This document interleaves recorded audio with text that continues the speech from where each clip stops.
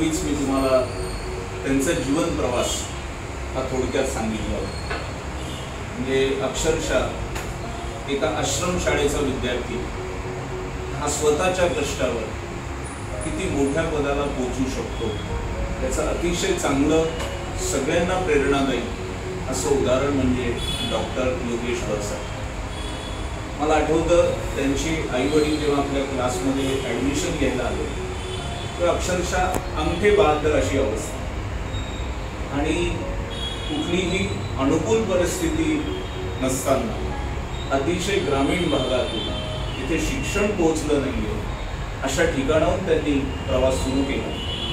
आश्रमशाळा म्हणजे खूप चांगलं शिक्षण असतं असं काही नाही, तिथे दर्जेदार शिक्षक मिळतीलच असे नाही, पण अशा परिस्थितीत अतिशय खडतर परिश्रम घेऊन ते 10वीची परीक्षा पास झाले।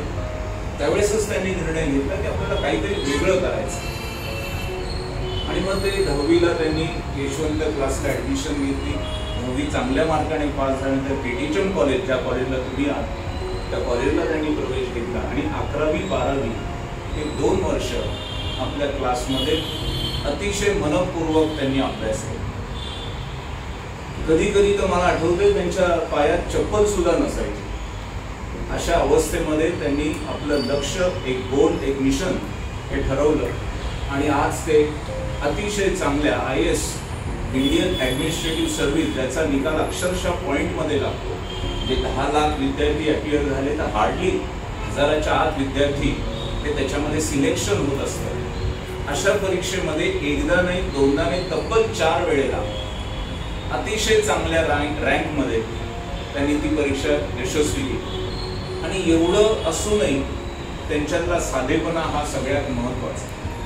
IAS ऑफिसर म्हणजे फार मोठी अशी एक डिग्री आहे की तिच्यासाठी लाखो विद्यार्थी परिश्रम करत असतात आणि तुम्हाला सुद्धा त्यांचं मार्गदर्शन हवं। अनेक विद्यार्थ्यांना मी अभिमानाने सांगतो की आमचे विद्यार्थी डॉक्टर योगेश भरसाट हे कुठल्या पदाला पोहोचले। अतिशय गरीब घरातला विद्यार्थी हा काय करू शकतो याचं अतिशय इन्स्पायरेशन असं हे डॉक्टर साहेबांचं एक उदाहरण आणि म्हणून मी आज त्यांना योगायोगाने ते आज आपल्यामध्ये आले। त्यांचे अनुभव हे तुम्हाला खरोखर एक जीवन आपल्या पुढच्या जीवनासाठी अतिशय बहुमूल्य होणार आहे, कारण ज्याने दिल्ली पाहिले तोच दिल्लीचं आपल्याला महत्त्व सांगू शकतो। त्यांचा प्रवास जर आपण पाहिला तर माझ्या मते CET मध्ये 125 मार्क त्यांना त्यावेळेस मिळाले होते। महाराष्ट्रात 25वी वगैरे रँक त्यांची आली होती। गव्हर्नमेंट मेडिकल कॉलेजमध्ये त्यांचा नंबर लागला। स्वकष्टाने ते चांगल्या मार्काने पास झाले, तिथे ते प्राध्यापक झाले। त्यांनी लगेच प्रॅक्टिस नाही सुरू केली, पैसे गोळा नाही केले, त्यांनी ठरवलं आपल्या पुढच्या काही विद्यार्थ्यांना चांगलं मार्गदर्शन करता यावं म्हणून MBBS झाल्यानंतर, MD करताना किंवा MD झाल्यानंतर त्यांनी सतत विद्यार्थ्यांना मार्गदर्शन केलं। ते मार्गदर्शन करता करता त्यांनी IASची परीक्षेचा अभ्यास केला आणि खरोखर चांगल्या मार्काने ते यशस्वी झाले। आज त्यांची ही एक प्रकारची जीवन गाथा, एक पुस्तक प्रकाशित व्हावं अशा प्रकारची आणि महाराष्ट्रातल्याच नव्हे तर भारतातल्या विद्यार्थ्यांना हे अतिशय चांगलं उदाहरण आहे, वर्णन करू शकतो। त्यांची ही केवळ इथपर्यंतच नाही तर कोविड काळात त्यांनी अतिशय चांगली सेवा ही त्या परिसरात दिली। त्याची दखल ही अतिशय चांगलं म्हणजे माध्यमांनी घेतली, पंतप्रधानांनी सुद्धा घेतली। म्हणजे माणूस हा त्याच्या जेव्हा तो जिवंत जन्माला येतो तेव्हा तो शून्य असतो, परंतु पुढे जाऊन कर्तृत्व आणि त्याची ओळख ही तयार होते आणि ही ओळख डॉक्टर भरसाट यांनी केलेली आहे। यशवंत क्लासेसने असे एक नाही, असे अनेक विद्यार्थी घडवले। हे सामान्य विद्यार्थी, सामान्य घरातले विद्यार्थी आहेत, ते काही खूप फॅशनेबल असे नाहीये। मी तुम्हाला मागे म्हटलो होतो की सामान्य घरातूनही असामान्य विद्यार्थी तयार होऊ शकतात आणि याचं हे उत्तम उदाहरण हे एकच नाही, असे अनेक विद्यार्थी यशवंत क्लासने घडवलेले। आज डॉक्टर साहेब आपल्यामध्ये उपस्थित राहिले। मी त्यांना विनंती करतो की त्यांनी 2 अनुभवाचे शब्द आपल्या समोर मांडावे।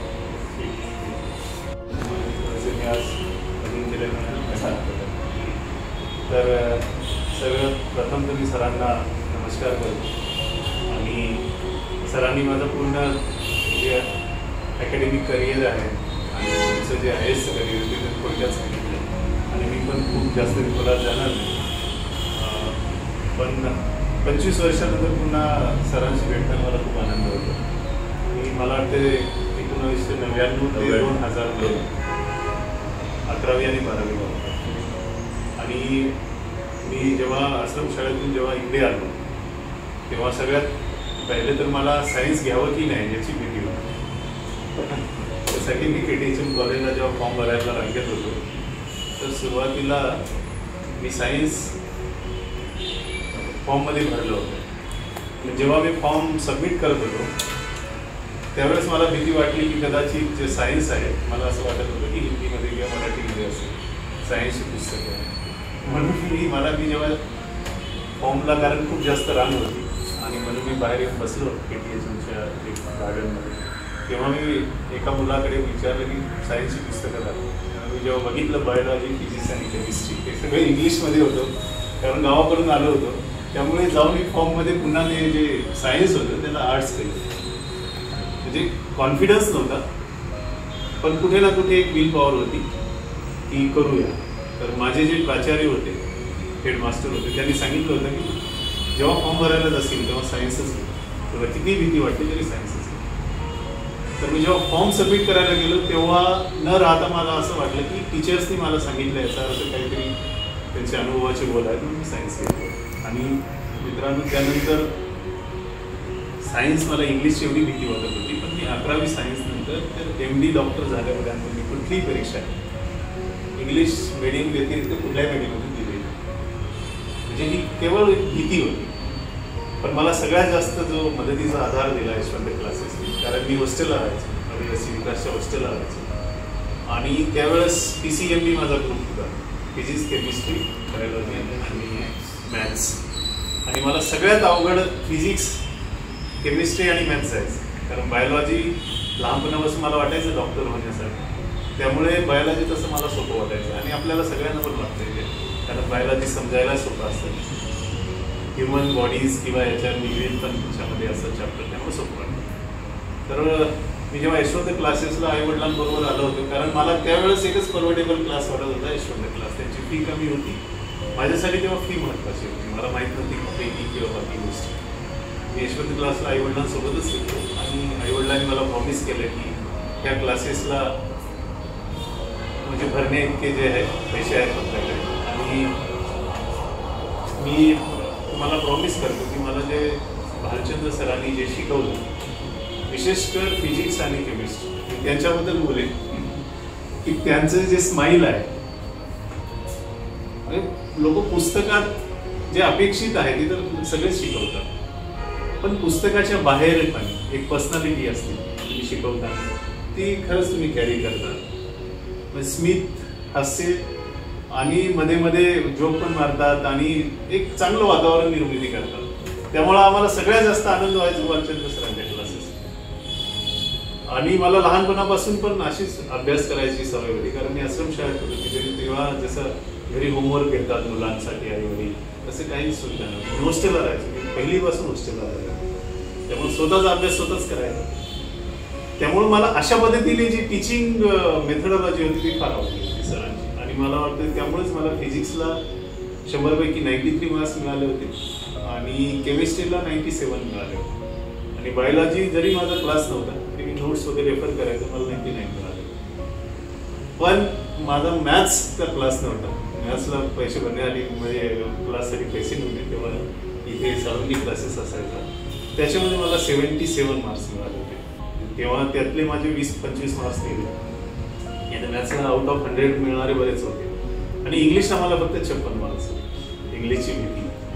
तर मी समजा आता 25 वर्षापूर्वीच्या गोष्टीकडे बघतो तेव्हा मला वाटते की मी जसा पॅरेंट आहे मला मुलगी आहे मी तिचं प्लॅनिंग करताना तिला किती मार्क्स मिळतील हे पण प्लॅनिंग तर तसं माझं प्लॅनिंग झालं असतं तर कदाचित मला मॅथ्सला आउट ऑफ 100 असते आणि इंग्लिशला नाही म्हटलं तरी 70-75 असते. जवळजवळ मला 89 ते 90% मिळाले असते.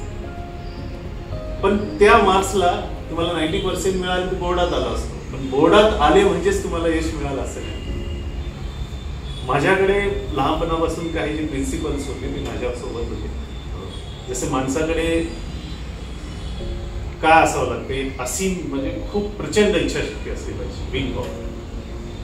म्हणजे मी आता ऍक्च्युली जरी डॉक्टर झालो त्यानंतर IAS झालो, पण मी सगळ्यात जास्त माझ्या कुठली हॉबी असेल ती बुक रिडिंग, पुस्तकं वाचणं खूप आवडतं, खूप जास्त. म्हणजे मेडिकलची पुस्तके इतकी वाचलेली आहेत मी, पण मी आता मेडिकलची पुस्तकं वाचत असते. मी रिसेंटली जे पुस्तक वाचलंय the monk who sold his Ferrari, तर त्याच्यामधले जे प्रिन्सिपल आहेत 7 ट्रेट्स, मी आज कारण खूप कमी लोक आहेत पण तरी मी म्हटलं तुमच्याकडे शेअर करेन की त्याच्यामध्ये जे आहे डिसिप्लिन, विल पॉवर माणसामध्ये इतकी असते. अहम ब्रह्मास्मी सांगतात त्याला, मी स्वतःच ब्रह्म आहे. म्हणजे जर ठरवलं माणसाने, म्हणजे एकांतामध्ये बसून विचार केला, मी पण खूप वेळा विचार केला, दुनियाची किंवा वर्ल्ड मधली अशी कुठलीच शक्ती नाही किंवा कुठलीच गोष्ट नाही जी आपण करू शकत नाही. एवढी असीम पॉवर आहे माणसाला. त्यासाठी स्वतःला ओळखायला पाहिजे, स्वतःच्या ज्या पॉवर्स आहेत, स्ट्रेंथ्स आहेत. तर मी लहानपणापासून जे शिक्षण घेतलं, जे काय अचीव केलं ते स्वतःच्या विल पॉवर. तर तुम्हाला काय करायचं असेल तर तुम्हाला असं ठरवायला लागेल. प्रचंड शक्ती आहे, प्रचंड. पुस्तकात पण लिहिलेलं आहे डिसिप्लिन. त्यानंतर एक तर दुसरं की त्याच्यामध्ये म्हटलं की आपले जे गोल्स आहेत ते गोल सेट करायला आपण आलं पाहिजे. मी माझ्या मुलांसाठी सुद्धा आता प्रयत्न करतो की त्यांना लहानपणापासून एक ड्रीम बुक दिलं पाहिजे आणि आपल्या पर्पज ऑफ लाईफ आहे फार क्लिअर असलं पाहिजे. जसं मला डॉक्टर होण्याचं पर्पज होतं, तरी मी बऱ्याच वेळी डेव्हिड झालो होतो, पुन्हा सायन्सच घेतलं मला, कारण ते लक्षात होतं की डॉक्टर व्हायचं आहे. डॉक्टर झाल्यानंतर कधी ना कधी आम्ही ऑफिसर्सला बघितलं होतं खेडेगावामध्ये, तेव्हा वाटायचं की मी ऑफिसर म्हणजे डॉक्टर तर झालो, त्यामध्ये काम करायला लागलो, पण वाटलं की नाही आपल्याला administrative service. Purpose of life किंवा पर्पज ऑफ व्हॉट एव्हर जे तुम्ही करता ते फार क्लिअर असलं पाहिजे. पण एकदा तुमचं ते क्लिअर असलं तर त्याच्यामध्ये उदाहरण दिलेलं आहे जे लाईट हाऊस असतात. लाईट हाऊस एक सिम्बॉल आहे, पण ते सिम्बॉल काय दर्शवते की जेव्हा लोक सी रूटनी जेव्हा व्यापार करतात किंवा सी रूटनी जेव्हा नौकापुढे जातात तर त्यांना डिरेक्शन दाखवणार तेव्हा लाईट हाऊस. जिथे लाईट हाऊस दिसतं तिथे ते किनारा आहे असं समजलं. तर लाईट हाऊस नेहमी लक्षात येतं, मला पण नेहमी एक लक्षात येतं की लाईट हाऊस सारखं आपल्याला जे आपलं गोल आहे ते आपल्याला डिरेक्शन देणार असलं पाहिजे. तर मी जे ठरवलं होतं डॉक्टर व्हायचं, IAS व्हायचं, ते अचीव याच्यासाठी झालं की माझं एक गोल सेट होतं, डिरेक्शन, त्या डिरेक्शननीच मी विचार करायचो, काम करायचो. तर तुम्हाला जे काय व्हायचं ना ते एकदा सेट झालं की ते त्या डिरेक्शननी काम केलं पाहिजे आणि त्याच्यासाठी मग मायक्रो प्लॅनिंग आणि त्याच्यासाठी त्या गोलला एक टाईमलाईन पण असली पाहिजे. म्हणजे मी 99-2000ला हे विचार केला होता की मी डॉक्टर ह्या वर्षी होईल. 2008 पर्यंत मध्ये मी MD डॉक्टर झालो, MD मेडिसिन, आणि त्यानंतर 11 पर्यंत मी नोकरी पण केली जे हॉस्पिटल मुंबईला, BJ मेडिकल MBBS केलं, MD नागपूरवरून केलं. तर मी 2011 यांचा लक्षात गेलं की मला IAS करायचं तर माझी ही टाईम लाईन आहे, मी एवढे वर्ष फक्त इन्व्हेस्ट करू शकतो. त्यानंतर नाही झालं. पण असं होत नाही, आपण ते गोल सेट केले, त्या डिरेक्शननी काम केलं आणि प्रचंड इच्छाशक्ती असली तर होते. मी सांगितलं ना, जगातली कुठलीच गोष्ट आहे तुम्ही अचीव करू शकता. अशी खूप उदाहरणं आहेत, महात्मा गांधी आहेत किंवा अशी खूप उदाहरणं आहेत ज्यांनी ठरवलं आणि एक प्रिन्सिपलने काम केलं तर त्यांना ते अचीव झाले. पुस्तकं वाचल्यामुळं आपल्याला हे कळतं की हे आपल्यासारखीच माणसं होती. त्यामुळं आपण 11वी-12वीला ठीक आहे आपल्याला अकॅडमिक बुक्स वाचली पाहिजे, कारण ते जर आपण वाचले तर त्याच्यानंतरही आपण आपल्या पर्सनॅलिटीसाठी ते केलं पाहिजे. आणि मी अजूनही ते पुस्तकं वाचतो आणि अशा पद्धतीने प्रेरणा घेतो. मला वाटते आज खूप जास्त बोलला, आम्ही नंतर एखादा कार्यक्रम घेऊया. बट मला असं वाटतं की ह्या क्लासेसमध्ये मला आज का यावं वाटलं, कारण सरांनी मला मागच्या वेळी पण आग्रह केला होता, पण मी ह्यावेळेस ठरवून आलो तर माझी जी लिस्ट आहे ही लिस्ट असते त्याच्यामध्ये मी ठरवलं होतं की पाचव्या सरांना भेटेन. 25 वर्षानंतर भेटणे फार गरजेचं आहे. त्याच्याने एक खूप आनंद पण होतो. त्याच्यानंतर त्यांनी जे काही सहकार्य त्यावेळेस केलं होतं एक विद्यार्थीसाठी मला माझ्या डिरेक्शनला, माझ्या गोलपर्यंत जाण्यासाठी खूप मदत होती. आणि मी अपेक्षा करतो की तुम्ही सुद्धा कोचिंग क्लास तर एक छोटंसं माध्यम आहे, पण तुम्ही जे ठरवलेलं आहे ते जर तुम्हाला अचीव करायचं असेल तर स्वतःला ओळखायला खूप खूप प्रचंड आपली ज्या स्ट्रेंथ आहे त्याच्यावर काम केलं पाहिजे. ॲप्रेंटिसेसला सुद्धा हे केलं पाहिजे. काही पुस्तकं आहेत की मी आता जसं मी सांगितलं स्कूल डेज करावे.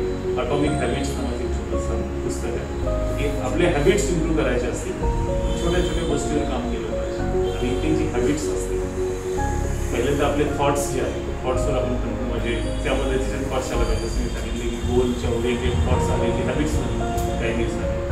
आणि ती हॅबिट्स आपण कंटिन्यू केली की ती हॅबिट्स आपलं एक कॅरेक्टर बनते आणि त्या कॅरेक्टरने आपण केलं की आपली डेस्टिनी सुद्धा त्या कॅरेक्टर बनते. त्यामुळे अटॉमिक हॅबिट्स झाले किंवा एक अजून मी नवीन एक पुस्तक आता फ्लाईटने येताना एक फ्लाईटमध्येच पुस्तक असते हां एक डोपामिन डिटॉक्स नावाचं पुस्तक असतं. फ्लाईटमध्ये समजून एका दिवसात समजून. तर आपण जनरली जे सोशल मीडिया गोष्टी बघतो ती ओव्हर स्टिम्युलेटेड असतात आणि कशा पद्धतीने आपण जे आहे ते ॲडिक्शनच्या रूपाने जाते त्याला डिॲडिक्ट कसं व्हायचं ते पुस्तक असतं. ह्या छोट्या ह्या गोष्टी तुम्हाला हे सांगायचं आहे की पुस्तकं जे आहेत ना पुस्तक माणसाला असं म्हणतात की नॉलेज देतात. माझ्या मते नॉलेज नाही पुस्तक तुम्हाला शिकवतात की तुम्ही किती मोठे आहेत. अहम ब्रह्मास्मी असल्याचं जाणीव करून देतं पुस्तक.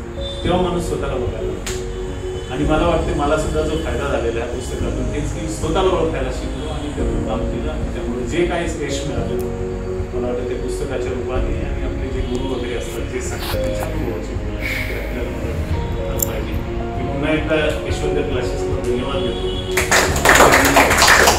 माझ्या प्रवासामध्ये खूप मदत केली आणि खरं तर मी सरांसाठी काय गिफ्ट आणावा विचार करत होतो पण मी म्हटलं की पुढच्या वेळेस मी कार्यक्रमात आणि बरोबर त्या मार्गाने ते भारताचे तर संविधानाचे तर ते जनक होतेच परंतु अनेकांना प्रेरणादायी होतं. असंच उदाहरण हे डॉक्टर वरसड यांचं आहे आणि त्यांच्यामधला साधेपणा हा त्यांनी जपला आहे. नाहीतर बरेचसे अधिकारी हे एखाद्या विशिष्ट पदाला पोहोचल्यानंतर ते यश पचवत नाही. ते यश पचवणं हे डॉक्टर वरसड यांना शक्य झालेलं आहे. माझ्यामध्ये हे त्यांचं सगळ्यात मोठं यश आहे. आपल्या सर्वांच्या वतीने मी त्यांचा सत्कार एक विद्यार्थी म्हणून एक समाजातला चांगला माणूस म्हणून आपण करू.